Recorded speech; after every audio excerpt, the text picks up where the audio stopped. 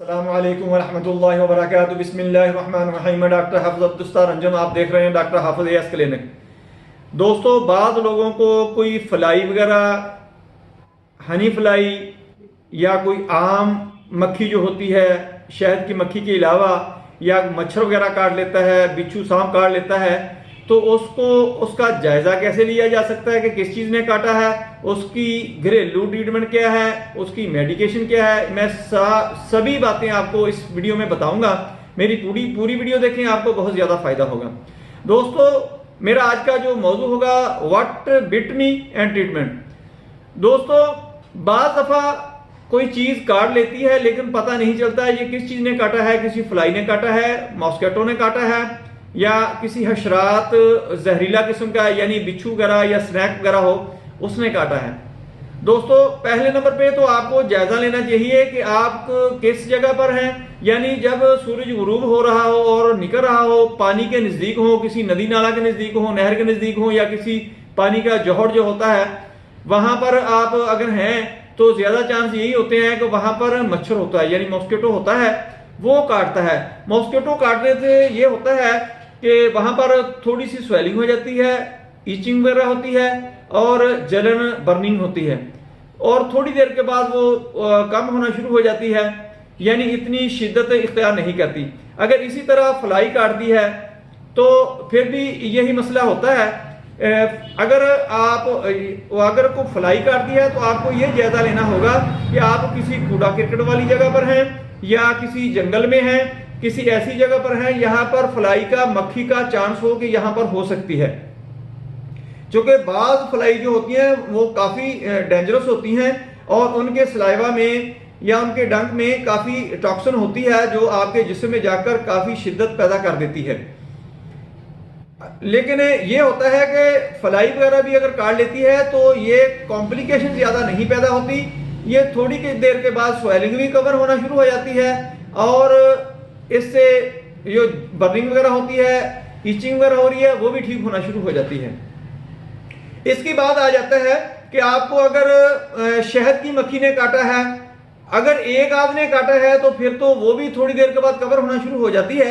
अगर ज्यादा काट लें, अगर शहद का छत्ता जो होता है वो बाज दफा वहां पर वो मुंतशिर होती हैं, वो पीछे लग जाती हैं, उस वक्त वो बहुत नुकसानदेह होती हैं। जब ज्यादा वो डंक करती हैं, काटती हैं, तो फिर उससे ये डर होता है कि इसको एलर्जी हो जाएगी, ब्रीथ में कोई मसला आ सकता है, या ब्रेन में कोई स्वेलिंग हो सकती है, ये कॉम्प्लिकेशन पैदा हो सकती है।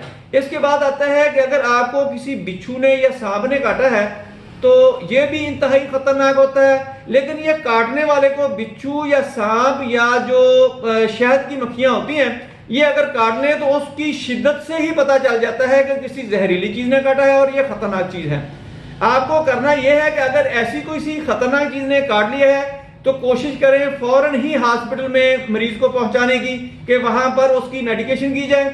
और इसके साथ मैं आपको जो मेडिसिन बताने लगा हूं वो कोशिश करें कि घर में रखें, क्योंकि वो इंतहाई खतरनाक किस्म का अगर कोई हशरात भी काट लेता है तो उसका इंतहाई अच्छा रिजल्ट है और अच्छा असर करती है। अगर शहद की मक्खी आपको काट लेती है तो आपने दवाई इस्तेमाल करनी है एपिस मेलिफिका। एपिस मेलिफिका आपने मदर टेंक्चर में लेनी है, और ये मुतसरा जगह पर भी आपने लगानी है। और इसके साथ साथ आपने पानी के अंदर इसके 10 कतरे एक गिलास पानी के अंदर डालकर मरीज को पिलाना भी शुरू कर देने हैं 1.5-2 घंटे के वक्फे से। इससे क्या होगा कि जो कॉम्प्लिकेशन पैदा होनी है इस डंक की, इस काटने की, जो आपको जिस्म में जहर फैलने का खदशा होता है, तो वो भी खत्म हो जाएगा, कम हो जाएगा, स्वेलिंग भी आपको नहीं आएगी, और जो उसकी तकलीफ होगी, पेन वगैरह होगी, वो भी कवर होना शुरू हो जाएगी।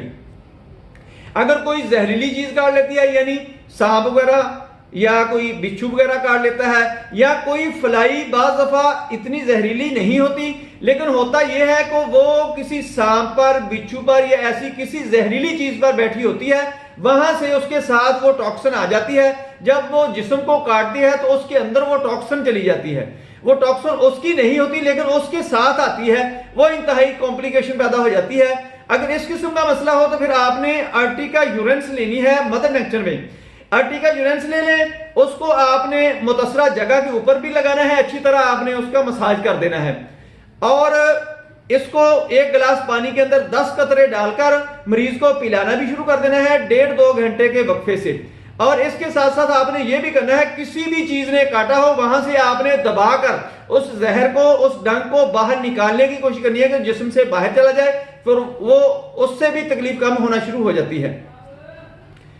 दोस्तों इसके साथ साथ अगर आपके पास मेडिसिन नहीं अवेलेबल, कोई आपके पास ये भी नहीं है कि आप मरीज को हॉस्पिटल तक पहुंचा सकते हैं, तो फिर हिफाजती तदाबीर आप इख्तियार करें। अगर मरीज को वॉमिटिंग वगैरह आ रही है, इस किस्म का मसला बन जाए, तो मरीज को आपने दाई करवट लेटा देना है, यानी बाई करवट नहीं लेटाना या सीधा नहीं लेटने देना, आपने उसको दाई करवट लेटाना है। इससे यह होता है कि वॉमिटिंग वगैरह जो आ रही है, क्योंकि मरीज तो अनकॉन्शियस होता है, उसको पूरा होश नहीं होता, बाज दफा ये फिर जो वॉमिटिंग आ रही होती है वो सांस की नाली में, लंग्स में जा सकती है, जो इंतहाई खतरनाक और जानलेवा होती है। एक तो आपने ये एहतियात करनी है, दूसरा ये करना है कि अगर आपके पास कोई मेडिसिन नहीं है, कोई चीज आपके लिए अवेलेबल नहीं है कि आप मरीज को हॉस्पिटल तक पहुंचा सकें, तो फिर आपने करना है कि बेकिंग पाउडर यानी पकाने वाला जो सोडा होता है जो हम खाने में इस्तेमाल करते हैं, वो आपने ले लेना है। 2 चुटकियां आपने उसकी लेनी है और पानी के साथ उसको थोड़ा सा गीला करें, गीला करके आपने मुतसरा जगह पर पूरी उसकी लेप कर देनी है। उससे उसका टॉक्सिन, उसकी स्वेलिंग वो जो सारी खत्म होना शुरू हो जाएगी। अगर ये भी आपके पास ना हो तो फिर आपने नमक, खाने वाला नमक जो होता है, ये आपने ले लेना है, ये मुतसरा जगह पर लगा दे, फौरन ही थोड़ा सा गीला करके उसको ऊपर आपने लेप कर देनी है। वो उसका जहर भी खींचना शुरू कर देगा और स्वेलिंग भी नहीं होने देगा और दर्द भी कम हो जाएगी। अगर ये भी ना हो तो फिर आपने सिरका ले लेना है, सिरका किसी किस्म का भी हो, सिरका अंगूरी हो या कोई और सिरका हो, गन्ने का सिरका हो, वो आपने इसके ऊपर लगा देना है। वो भी एंटीसेप्टिक होता है, वो बहुत ही जल्द टॉक्सिन को, स्वेलिंग को खत्म करना शुरू कर देता है, इससे पेन भी खत्म हो जाती है। अगर ये चीजें भी आपके साथ पास ना हो, आप किसी ऐसी जगह पर हैं, तो फिर आपने देखना है कि धूप हो, वहां पर कोई चीज गर्म ले लेनी है आपने, लोहे की या कोई ईंट वगैरह हो, गर्म हो, वो आपने वहां पर उसको आहिस्ता आहिस्ता लगाना शुरू कर देना है, ताकि वो जो जहर होगा वो उससे खत्म होना शुरू हो जाएगा। दोस्तों मेरी वीडियो पसंद आए इसको लाइक करें, दोस्तों रिश्तेदारों में शेयर जरूर करें, बेल आइकन को प्रेस करें, मेरे चैनल को सब्सक्राइब करें। Stay connected, stay happy, stay healthy. अल्लाह हाफिज, अस्सलाम वालेकुम व रहमतुल्लाहि व बरकातहू।